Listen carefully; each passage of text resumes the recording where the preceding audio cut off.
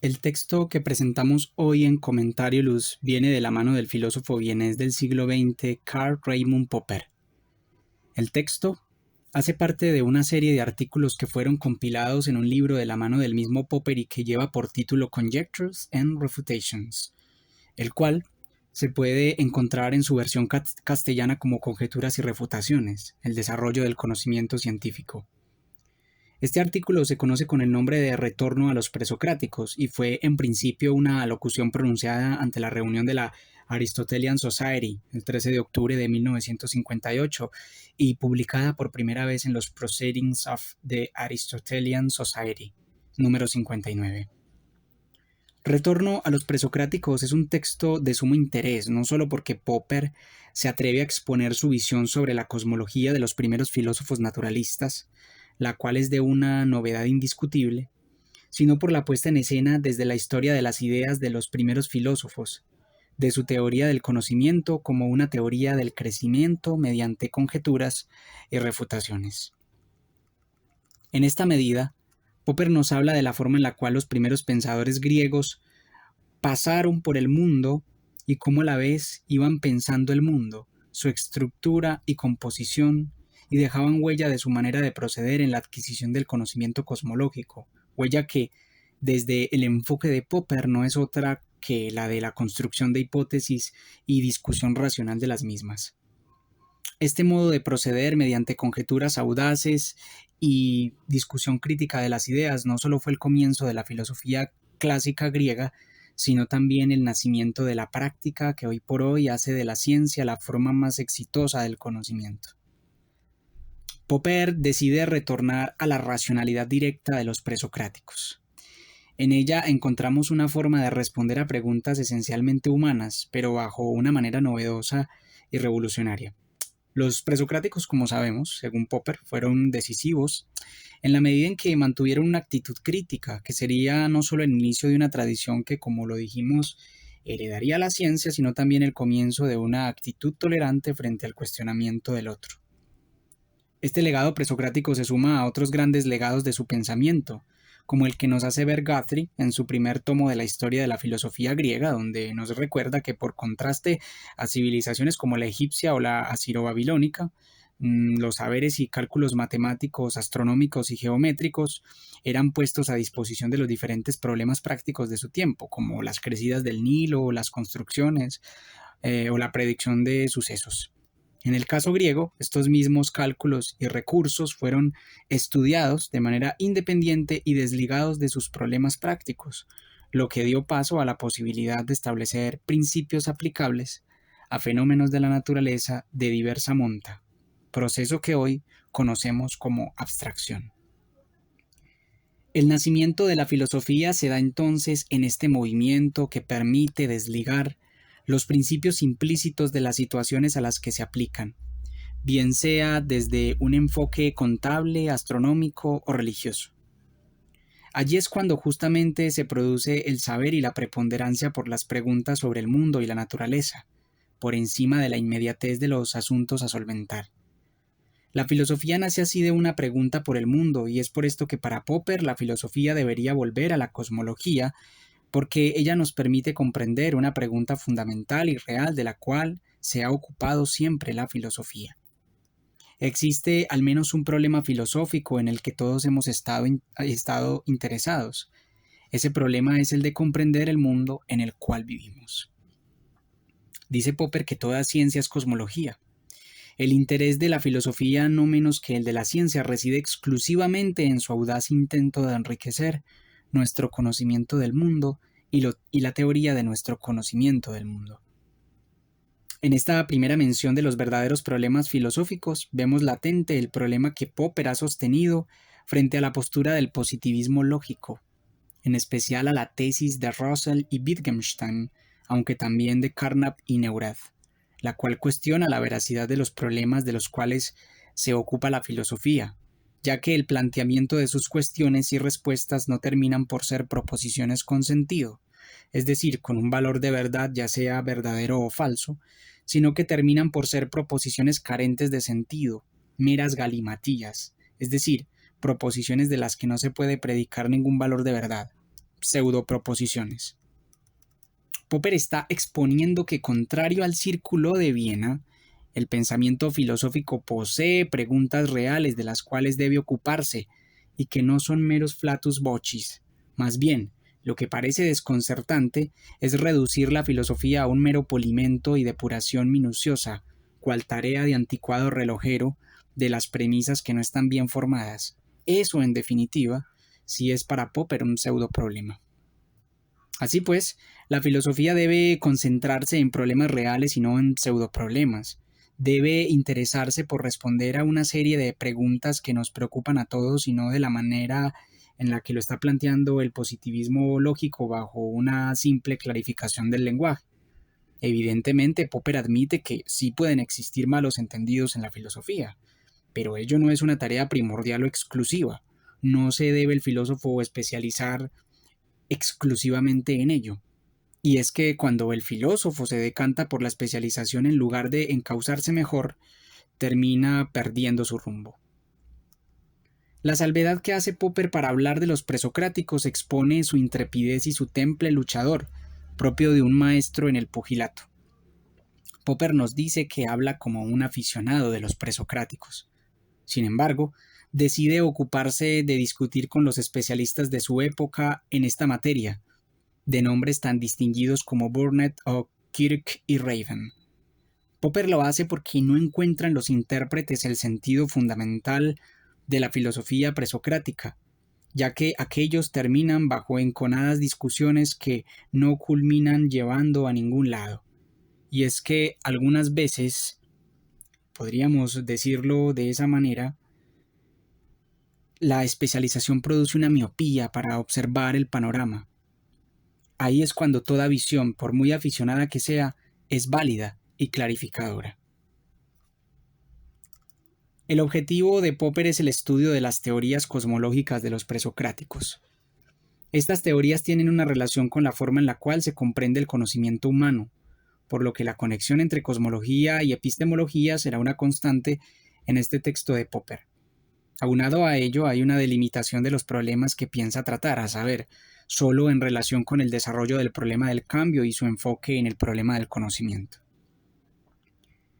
La primera conexión que observa Popper entre cosmología y epistemología es que el estudio del conocimiento viene aparejado de preguntas dirigidas hacia problemas generales y no exclusivamente hacia fenómenos particulares o experiencias singulares. Y es que la comprensión del conocimiento no solo se produce cuando nos preguntamos acerca de una naranja en particular, sino también cuando nos preguntamos cómo es la estructura del cosmos. Los presocráticos se plantearon preguntas de este estilo, y así comenzó la aventura del conocimiento. Antes de preguntarse cómo se sostiene una manzana, estuvo la pregunta sobre cómo se sostiene el universo mismo. Así pues, Popper disiente del punto de partida de carácter baconiano, donde necesariamente el conocimiento parte de fenómenos particulares. Vamos a citar a Popper. El estudio de los primeros presocráticos muestra que los hechos son muy diferentes. Nos encontramos en ellos con audaces y hasta asombrosas anticipaciones de resultados modernos, mientras que muchas otras son extravíos desde nuestro punto de vista moderno, pero la mayoría de ellas no tienen que ver con la observación. Hasta ahí va Popper. Y cuando Popper nos dice que en los presocráticos encontramos audaces anticipaciones de resultados modernos, debemos remitirnos a un texto de gran interés, como lo es Física y Filosofía, del físico y matemático Werner Heisenberg, donde se establece la relación entre el programa de Niels Bohr y la propuesta de Demócrito y Leucipo. Asimismo, encontramos en Aristarco de Samos una conexión con la postura geocéntrica de Copérnico, que, como lo observa Popper, en otro apartado ya se encuentra en Platón, cuando por analogía hace coincidir la idea de bien, que se encuentra en el centro de las demás ideas, con el Sol, que sería el centro de los demás objetos celestes. Anticipaciones del mismo calibre encontramos en textos como el de Ludwig Fleck para la cura de la sífilis, o el sueño de Kekulé para los bencenos. En últimas, son protoideas de futuras construcciones científicas, planteamientos que van produciendo programas de investigación en términos de lácatos. En esta medida, los presocráticos son evidencia de un proceso deductivo que cuestiona el supuesto modo de proceder que debería tener la ciencia según Bacon. Tales de Mileto se preocupa de entrada por la posición de la Tierra. Le interesa explicar algunos fenómenos relacionados con esa posición. Si la Tierra se mueve, si tiembla y ocurren terremotos, si la Tierra debe estar puesta en algún lugar, ¿dónde podría ser ese lugar? Sin duda alguna que Tales ya había observado el movimiento de los barcos en el mar, especialmente cuando estos se encuentran enfrentando un fuerte oleaje. Y seguramente de allí le vino la idea de la Tierra suspendida en el agua, a la manera de un barco. Entonces así se puede explicar los terremotos, pero además la evidencia clara del mar que se extiende a agotarse la Tierra. El punto de partida que emplea Tales para esta explicación es un principio que establece la superioridad espacial de lo envolvente sobre lo envuelto, en este caso el océano que rodea la Tierra y que se ajusta a la forma de producir terremotos. La explicación de Tales tiene como punto de partida una conjetura, y aunque se ve apoyado por una analogía observacional, hay una anticipación mental primigenia. Con este planteamiento Popper se está oponiendo a la lógica inductiva planteada desde antaño por Francis Bacon. A toda observación la precede una anticipación mental que orienta esas observaciones. El punto de partida de la mera observación fracasa cuando comprendemos que los enunciados científicos parten de hipótesis o de conjeturas. En esta medida, las tesis científicas no parten de observaciones, sino que las explican, o eso intentan. Si de Tales podemos decir que hay una relación con la observación en la medida en que su analogía parte de una experiencia, de su discípulo Anaximandro no podemos decir lo mismo. Anaximandro parte de una teoría intuitiva, carente de relación con lo empírico. Para este filósofo, la Tierra no está soportada sobre algo porque ello implicaría responder a la pregunta de ¿cuál es el soporte del soporte?, sino que permanece inmóvil, suspendida en medio del universo, en una distancia equivalente de todas las cosas. Para Anaximandro, la forma de la Tierra es la de un tambor. Que nos hayamos encontrado ya con dos modelos técnicos para explicar de manera analógica la posición o la forma de la Tierra es algo ciertamente curioso. Benjamin Farrington, en su texto Mano y Cerebro en la Antigua Grecia, trata con detalle esta relación. Cómo la tecné con el producto de las manos humanas es una imitación de la naturaleza, pero cómo también esos artefactos, esos objetos hechos con la mano, sirven de modelo para explicar el mundo y cómo muchas cosmologías griegas tuvieron como ejemplares diversos artefactos técnicos de su época. Aún hoy, recursos como la metáfora computacional nos sirven para explicar fenómenos del mundo, en este caso procesos mentales. La idea de Anaximandro de la inmovilidad de la Tierra es ciertamente una anticipación bastante novedosa. Esta teoría es importante porque abrió paso a las teorías de Aristarco y Ptolomeo, los primeros que, de hecho, empezaron a realizar modelos, en este caso, del posicionamiento de la Tierra. Aristarco bajo un modelo heliocéntrico y Ptolomeo bajo un modelo geocéntrico. Considerar la Tierra como libremente suspendida en el espacio y decir que permanece inmóvil debido a su equidistancia o equilibrio. Es una anticipación que incluso afana la teoría de la fuerza gravitacional. En este sentido, encontramos tres elementos relevantes en el planteamiento de Anaximandro. Primero, hay fundamentalmente una conjetura por encima de cualquier observación. Segundo, Anaximandro intenta resolver un problema que Tales de Mileto había dejado en su planteamiento, a saber, el soporte del agua. Y 3. Anaximandro hereda la teoría de su maestro Tales, mas no la conserva intacta, se atreve a cuestionarla y perfeccionarla. Anaximandro llega a su planteamiento criticando a su maestro Tales. Anaximandro ha solucionado el problema de los soportes, esa regresión ad infinitum, ese círculo que había dejado Tales. Pero además ha apelado a una simetría en el universo. Una equidistancia implica ya una anticipación de la teoría de las esferas. Hay una armonía entre las diferentes distancias. El modelo de Anaximandro fue curiosamente caricaturizado por Aristóteles cuando supuso que la Tierra era equidistante a la manera de un hombre que, sediento y hambriento en la misma proporción, se viera impelido a dirigirse a la comida y a la bebida, una situada al lado opuesto de la otra. Esta caricaturización llevó a historias como la del asno de Buridán, o a la misma historia figurada en un perro en Aristóteles en su texto Acerca del cielo. Esa fuerza que mantiene estable no será justamente la misma que Berkeley se atreverá a criticarle a la teoría de Isaac Newton. Anaximandro elimina con su equidistancia la idea de una dirección absoluta, pero quizá no fue consciente de ello, pues seguramente si lo hubiera sido, no hubiera propuesto de la Tierra la forma de un tambor, sino la forma de un globo para coincidir razonablemente con la equivalencia de las distancias. Para Popper, la teoría que le impidió a Anaximandro llegar a la Tierra como un globo fue la experiencia observacional, que le mostraba que la superficie de la Tierra es a lo largo y a lo ancho plana. Esta idea se veía entonces contrastada para Anaximandro por la observación.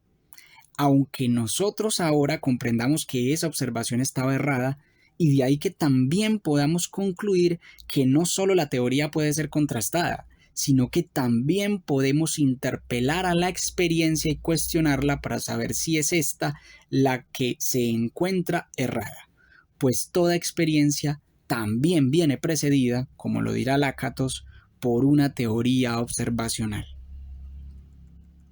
Pero si la Tierra es equidistante, ¿cómo explicar la observación que nos muestra la diferencia de distancias entre el Sol y la Luna? Una parece más cercana y la otra más lejana.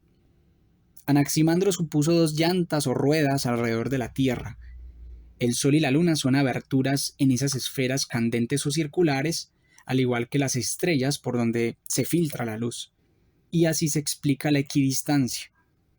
Podríamos dar una objeción con respecto al punto de partida hipotético de los presocráticos.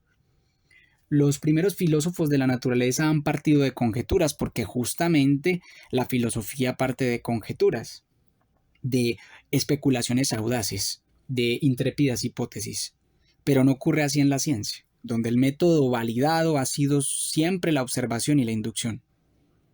Pero Popper considera que este modo de proceder deductivo no solo aplica para la filosofía, sino también para la ciencia, porque si bien la filosofía parte de hipótesis que se ven contrastadas por medio de la discusión racional, las hipótesis de las que parte la ciencia tienen como punto de contrastación las observaciones, pero el punto de partida es el mismo, aunque el modo de contrastar las ideas sea diferente. Por otro lado, Anaximandro puede ser clasificado para Popper no solo como un filósofo de la naturaleza, sino también como un científico. Es decir, sus teorías influyeron en Aristarco, en Copérnico e incluso en Newton. Sus realizaciones hicieron posibles otras realizaciones.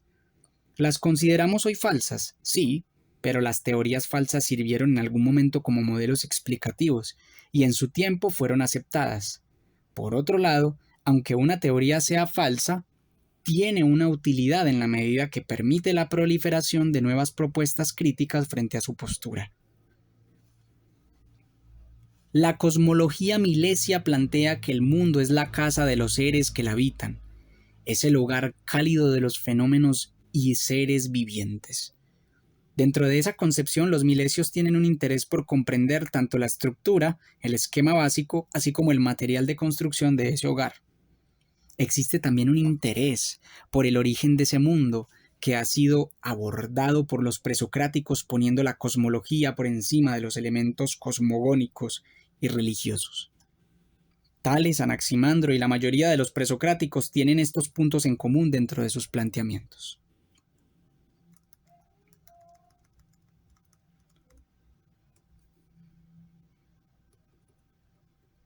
Aunque Anaximandro explicaba el movimiento como perpetuo dentro del mundo eterno, se hacía necesario explicar el cambio, el cual se daba desde nuestra tierra, pues lo cotidiano implicaba cambio. Anaxímenes entró en la discusión sobre esos cambios y al igual que Anaximandro, se interesaba por las oposiciones entre lo caliente y lo frío, y explicaba las transiciones entre esos opuestos mediante una teoría de condensación y rarefacción, la cual luego postulará que los cambios cualitativos son en esencia de grado cuantitativo, es decir, cambios de rango dentro de un mismo nivel experiencial. Es decir, el frío es equivalente al calor, solo que en un grado diferente. El cambio de grado le da un cambio de cualidad a los fenómenos. Anaxímenes modificó ese elemento indeterminado que rodeaba la Tierra, el toapeirón de Anaximandro, por el aire. Es decir, por algo que era casi ilimitado e informe, pero además que pudiera explicar los procesos de rarefacción y condensación y que fuera agente principal de los movimientos cotidianos de la naturaleza en la Tierra. En Anaxímenes el Sol es tierra y se calienta por la rapidez de su movimiento. En Anaxímenes la Tierra es plana, esta vez bajo la forma de una tapa que mantiene el aire debajo de sí y no lo deja salir. Si para los milesios el mundo es un hogar cálido, para Heráclito el mundo está ardiendo. Todo está ardiendo. Heráclito reconoce un principio del cambio en todo lo existente y observa que el mismo recipiente que sirve de sostén para el combustible que arde, en ese mismo momento está ardiendo. Esto es, está cambiando, aunque para nosotros esos cambios pasen por ser imperceptibles. En palabras de Popper, las cosas no son realmente cosas, son procesos. Heráclito usa el agua y el fuego para establecer una analogía con el fluir de las cosas, pero si cambian las cosas, ¿cómo es posible que para nosotros sigan siendo las mismas? ¿Cómo no confundimos el cambio de una hoja de verde a amarilla por el cambio de una hoja verde y después la puesta de otra hoja pero amarilla?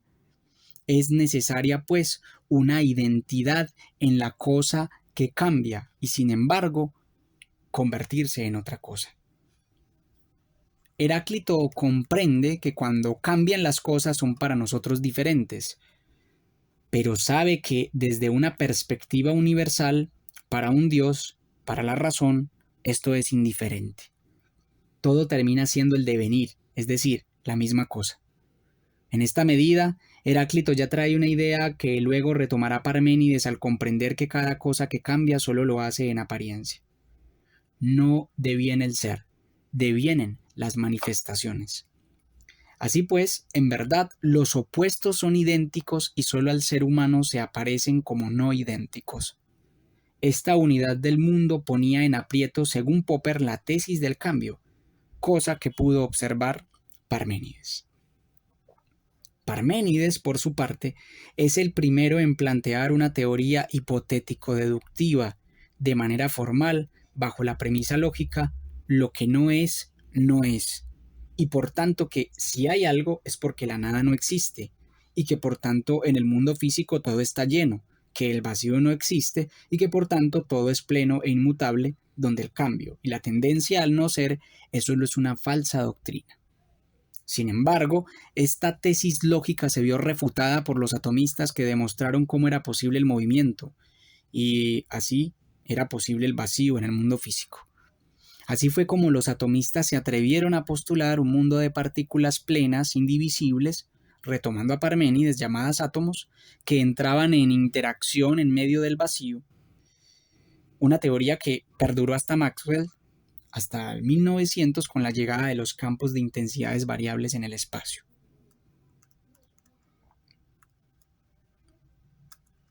Para algunos intérpretes de Heráclito, como lo fueron Kirk y Raven, no había que tomarse en un sentido literal la tesis de que todo estaba ardiendo, sino más bien en un sentido en el cual las afirmaciones no fueran en contra del sentido común y de manera cuidadosa.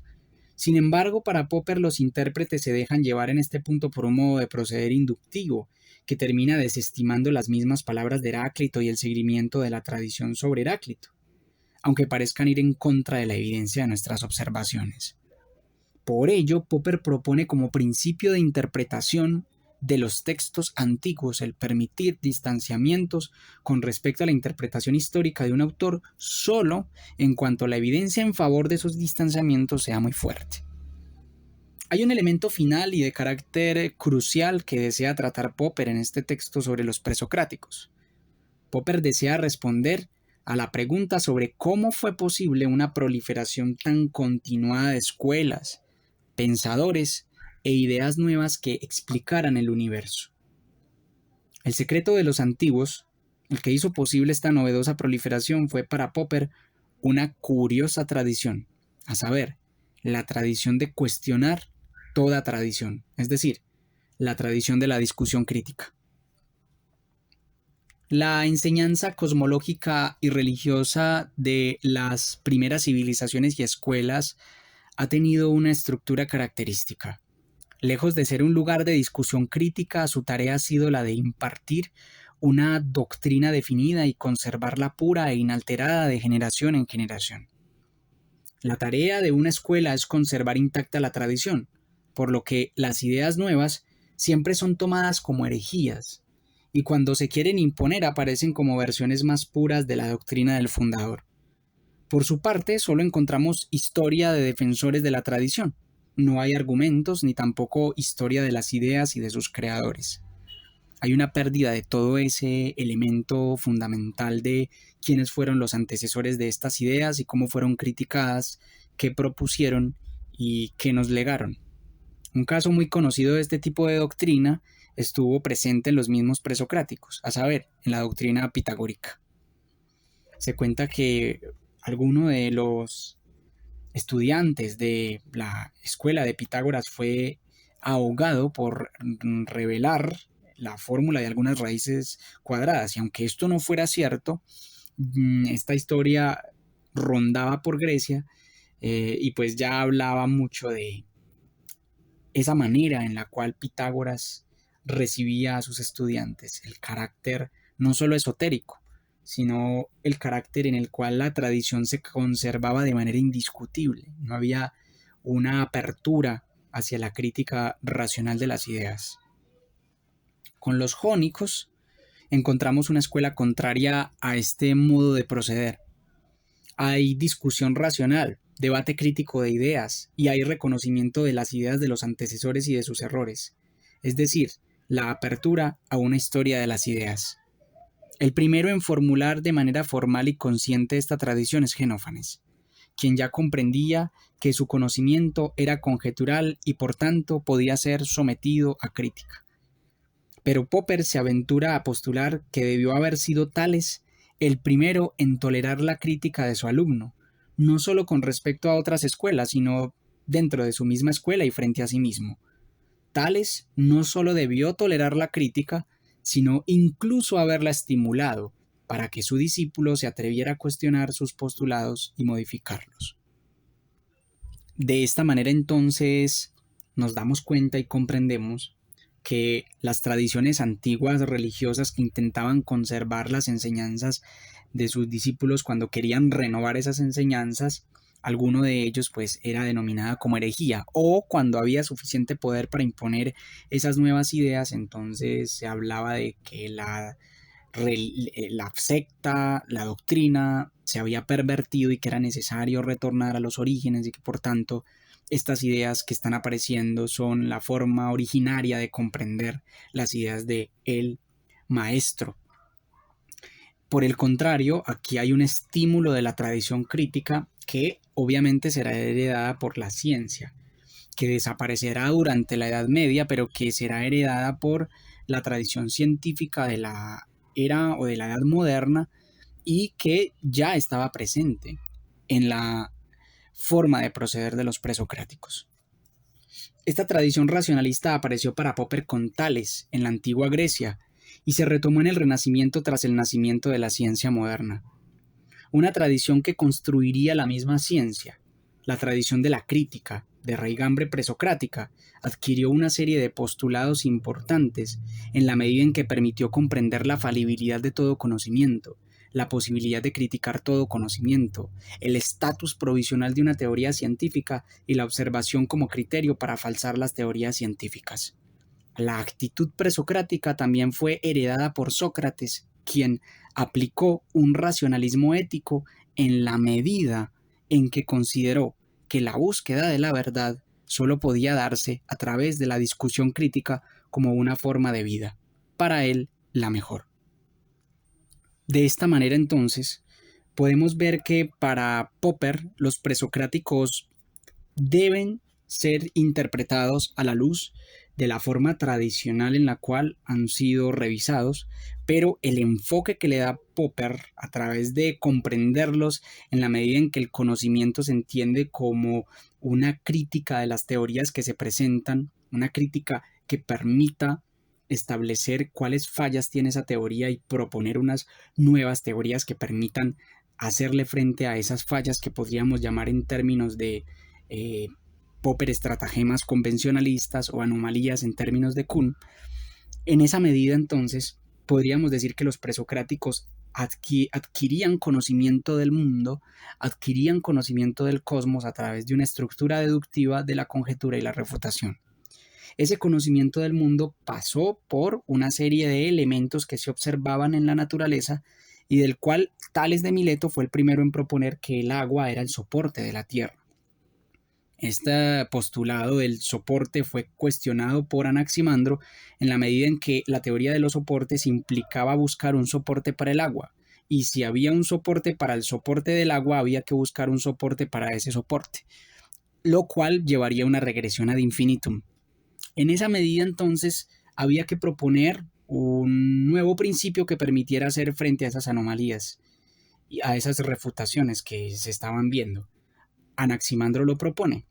Anaximandro propone que la Tierra está suspendida de manera equidistante en el mundo sobre ese elemento indefinido, pero pues se le aparecen nuevas anomalías como el hecho de explicar cómo es posible que observemos que la Luna está más cerca y que el Sol está más lejos, a lo cual responde que la Luna solo es la abertura o la forma en la cual se puede observar la abertura de uno de esos círculos concéntricos que rodean a la Tierra, lo mismo que el Sol, que se encuentra quizá más lejos, o de la misma manera las estrellas.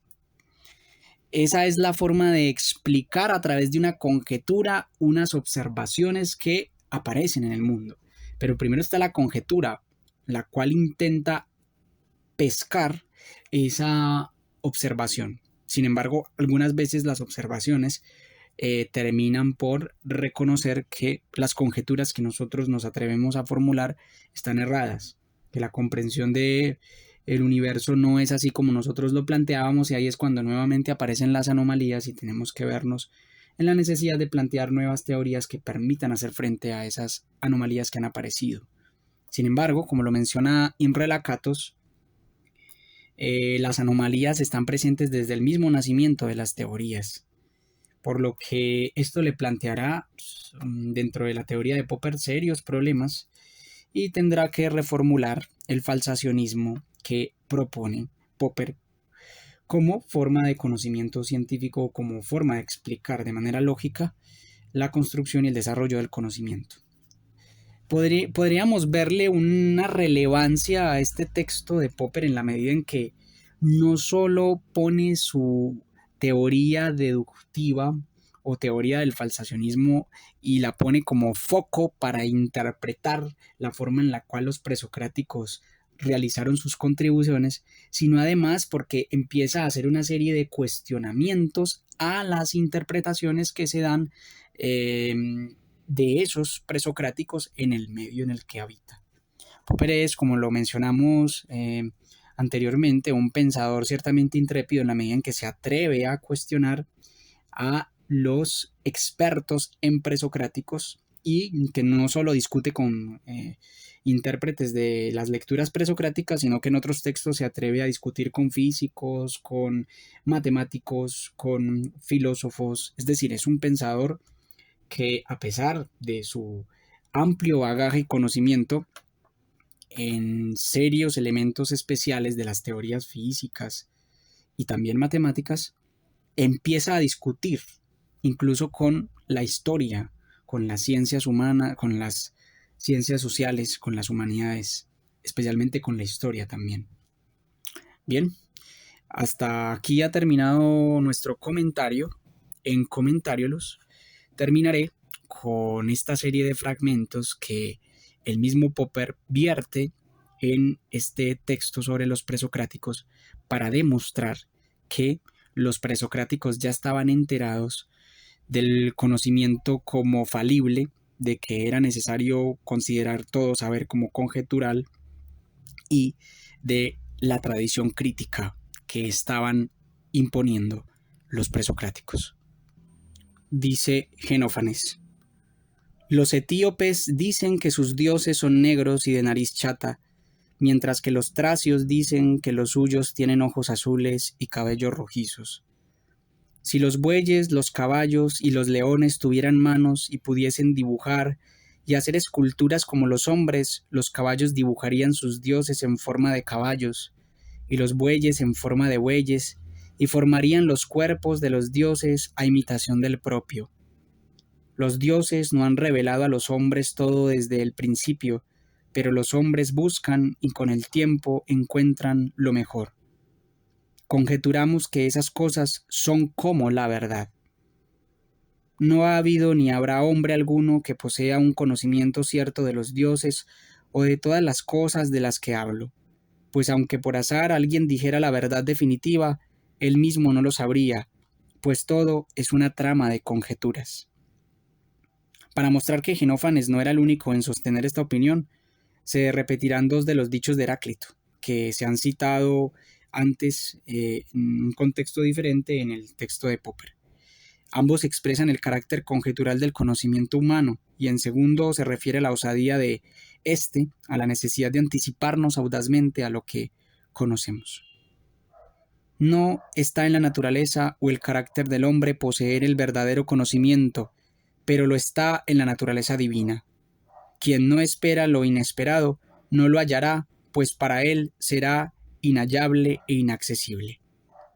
Y también se cita a Demócrito: pero en realidad no conocemos nada por haberlo visto, pues la verdad se halla oculta en las profundidades.